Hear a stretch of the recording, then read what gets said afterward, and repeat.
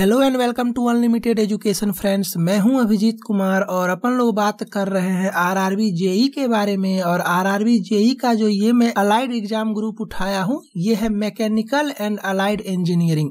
Okay, तो आज के लेक्चर में मैं आपको थोड़ा सा डिटेल्स बताऊंगा कि कितना सेक्शन होता है, कौन सा पढ़ना है, मैं कौन सा पढ़ाऊंगा, दूसरे टीचर कौन सा पढ़ाएंगे और क्या आपका पूरा नहीं होगा और क्या आपका पूरा होगा।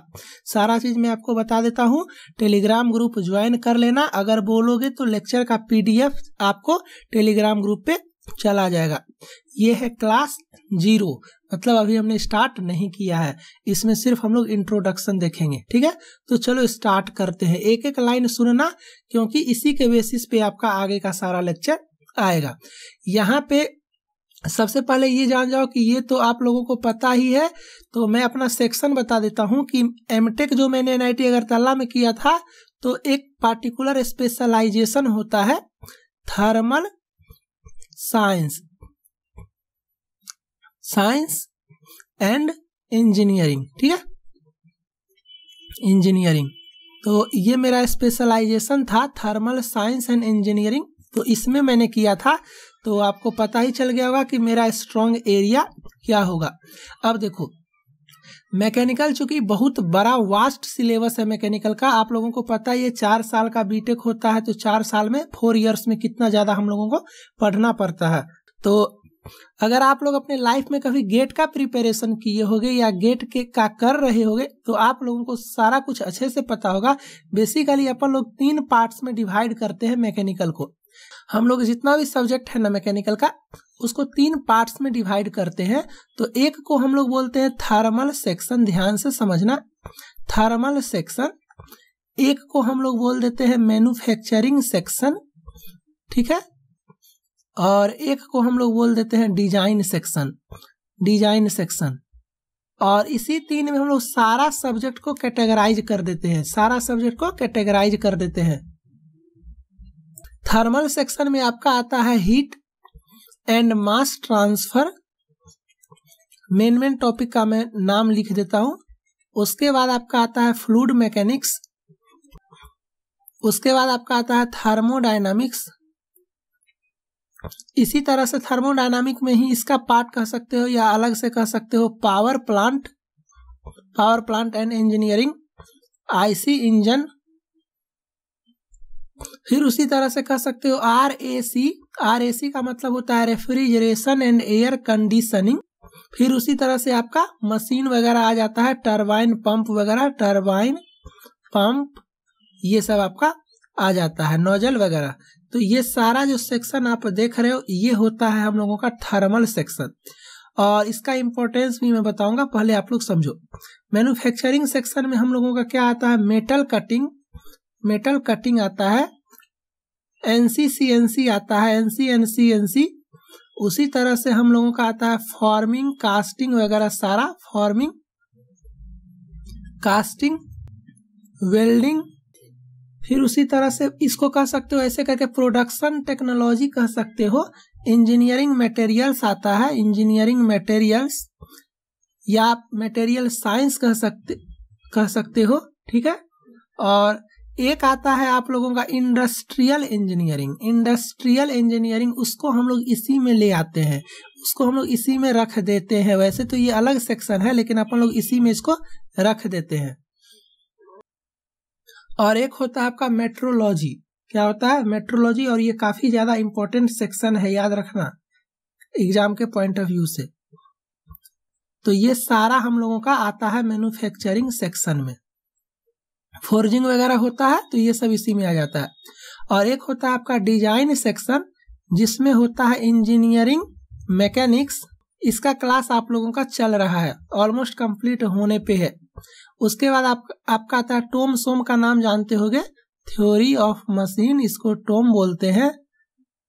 और उसी तरह से आता है मशीन डिजाइन। उसी तरह से आपका आता है स्ट्रेंथ ऑफ मटेरियल, इसको सोम बोलते हैं और इसको टोम बोलते हैं, ठीक है। तो ये सारा आपका मैकेनिकल का सेक्शन है। और इसके अलावा एक होता है जनरल इंजीनियरिंग।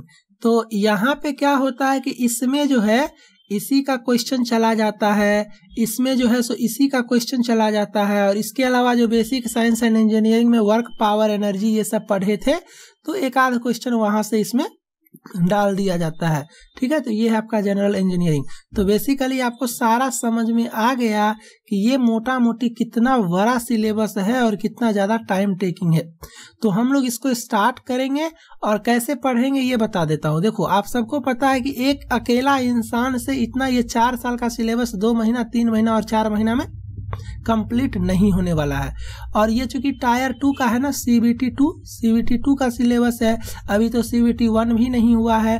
तो अभी आप लोग ये मान करके चलो कि 4 मंथ्स मिनिमम आपको मिलेगा ही मिलेगा। रेलवे इतना फास्ट नहीं है कि वो पेपर 1 भी लेगा, रिजल्ट भी देगा और पेपर 2 भी आपका कंडक्ट करवा देगा 2 महीना के अंदर।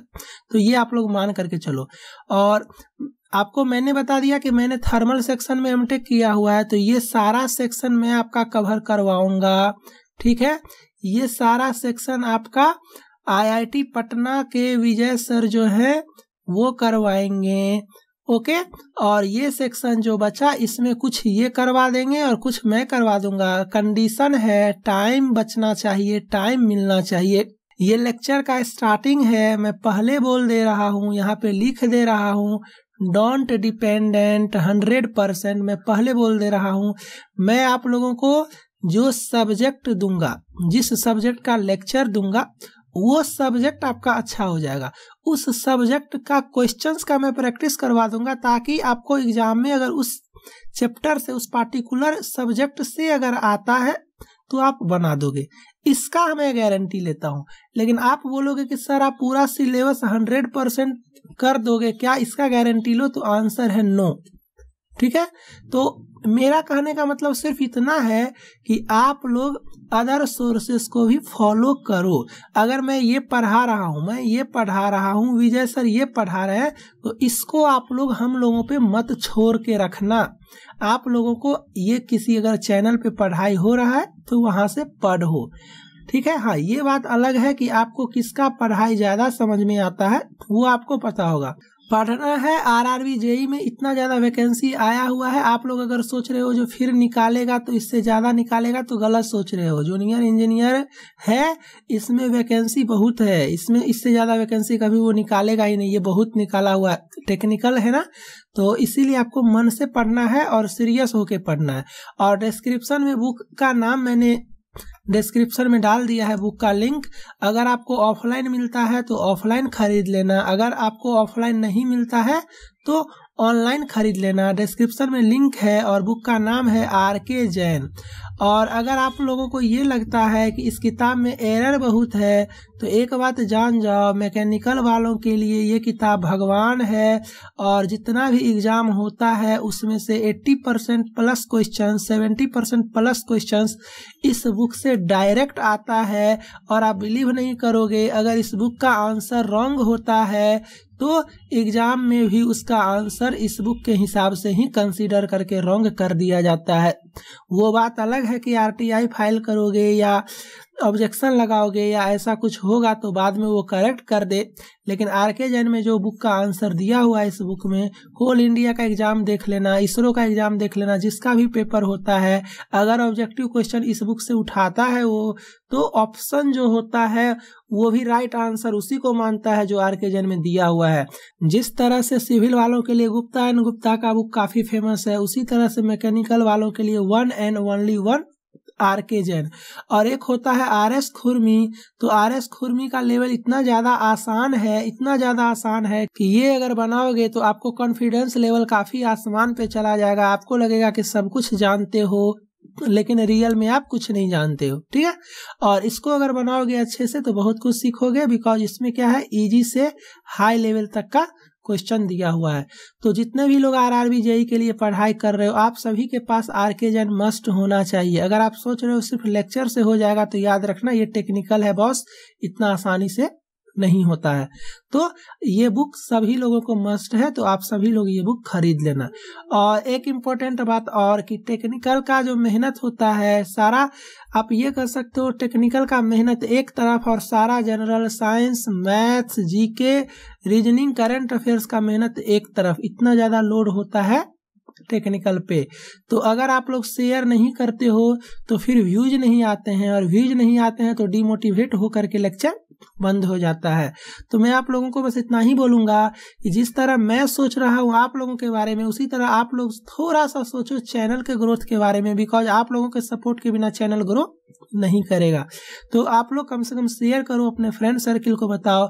और पढ़ाने का तरीका पता ही है मैं कैसे पढ़ाता हूँ, इतना तो गारंटी है कि जो लेक्चर आ जाएगा वो लेक्चर आपको लेक्चर खत्म होते होते याद हो जाएगा, और कॉन्फिडेंस भी आएगा, और उस पार्टिकुलर सेक्शन से क्वेश्चन नहीं छोड़ोगे। और मैं यहाँ पे आपको सबसे पहले स्टार्ट करूंगा heat and mass transfer HMT में स्टार्ट करूंगा, और साइड से स्टार्ट करूंगा फ्लूइड मैकेनिक्स या थर्मोडायनामिक्स, कोई एक स्टार्ट करूंगा।